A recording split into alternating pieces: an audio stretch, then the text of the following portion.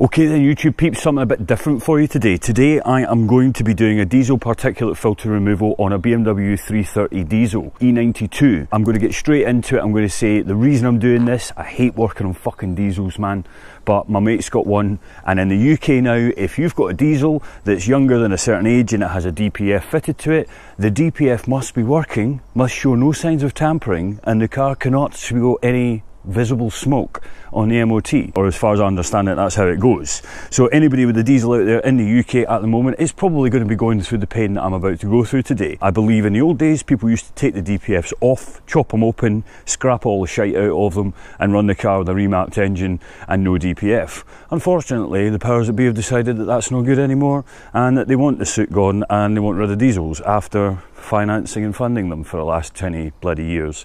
So yes, he's about to arrive, he's going to help me out, and we'll see how we get on. I will be honest, I have no idea what I'm doing here, but I've had a little look at TIS and it doesn't seem that hard. It's going to be a fiddly job, it's going to be oily because it's a diesel.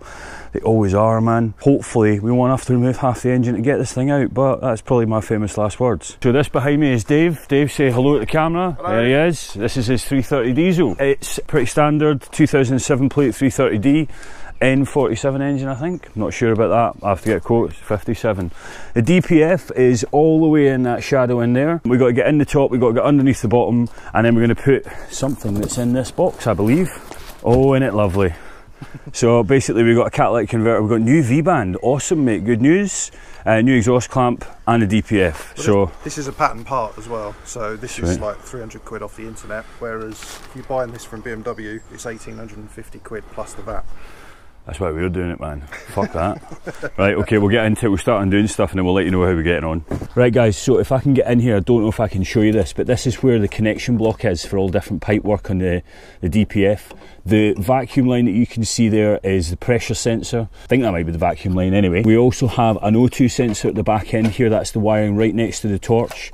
That comes up and connects underneath the back end of the air filter housing.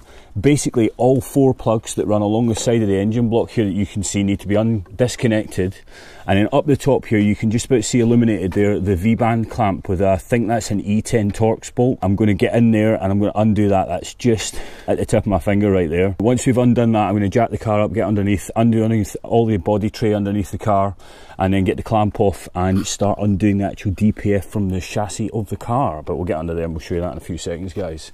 It's quite easy to work on, he says at the moment. Let's see how it carries on. Right then dudes, okay, so we have got the under tray off. Now let me just show you the under tray. So this here is the front of the car, this is the back of the car. Any of you that have got an E92 will know that's your jacking point, that's your oil filler hole. You've got to remove all those sodding screws. There's loads of them, man. There's like 1, 2, 3, 4, 5, 6, 7, 8, 9, 10, 11, 12, 13, 14. There's about fucking 20 screws in there. None of them are particularly difficult. They're all 8mm screws. Unscrew them all and then you will be revealed with the underneath of the engine, which if I just crawl under there, looks a little bit like so. Okay, so we've got subframe here, we've got sump pan here.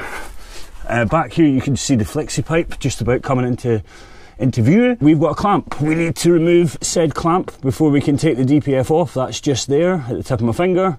And then the DPF is up in here. So there's one big, that looks like a 13mm bolt holding it on.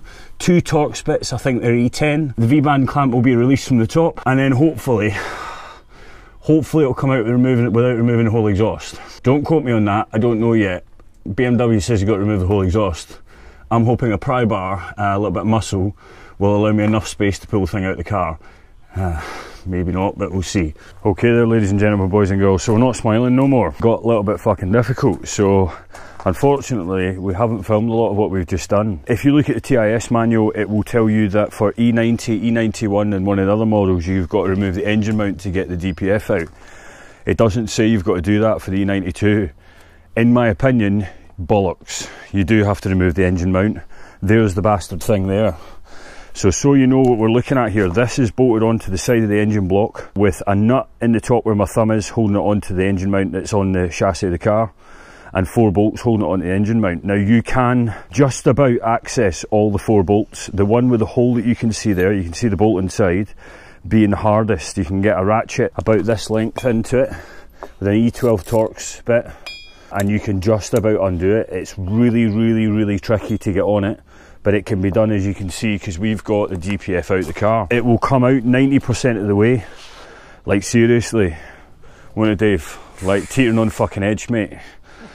You know, it ain't coming all the way out without taking that engine mount out. The minute you get the engine mount out, the thing plonks out the car, no problem at all. As you can see, the new one that we've got is a lot narrower.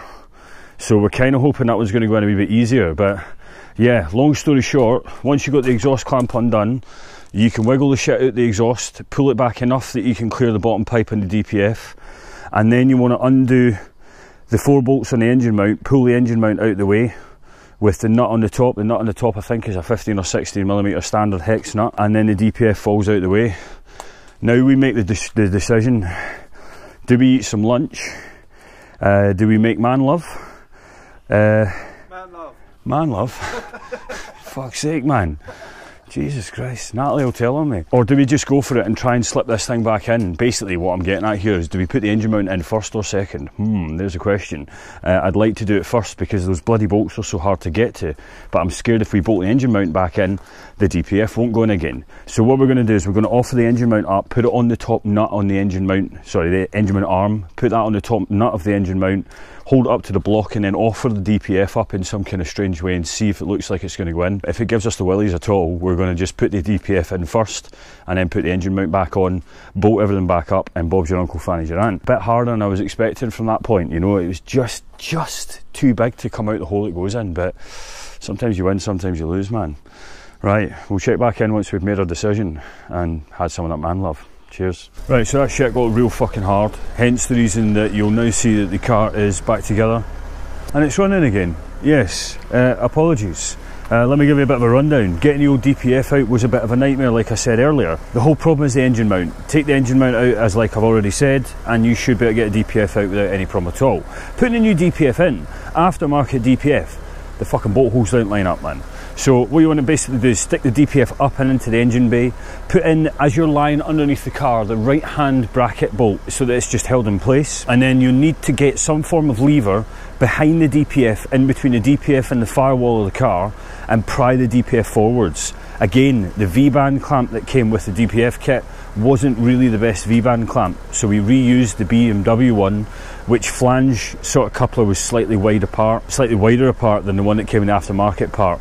Basically, the aftermarket one would have fitted, but you'd have had to have hammered it on, and it was too difficult to get in and work around that. Once you've got it clamped up and you've bolted up your rear bracket, if you're lucky, your left hand bracket as you're lying underneath the DPF should bolt up as well. If you're unlucky like us, it won't line up worth a fuck, and you'll have to basically junk that if you don't want to use it, or open up the bracket and use it somewhere other way. Once you've finished doing that, you want to then screw in all your sensors, your O2 sensor, your pressure sensor, and your 2 temperature sensors.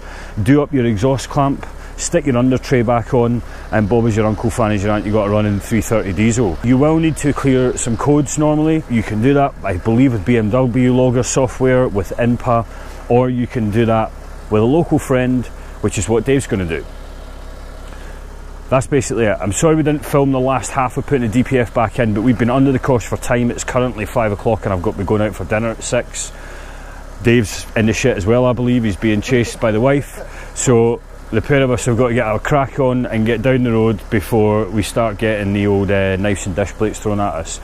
That is it. That's a BMW DPF filter removal. If you want to do it, give me some questions and some comments. I'd be happy to answer them if you get stuck. Apart from that, guys, thanks for watching as always. Paymo out. Sweet. Cheers. Bye.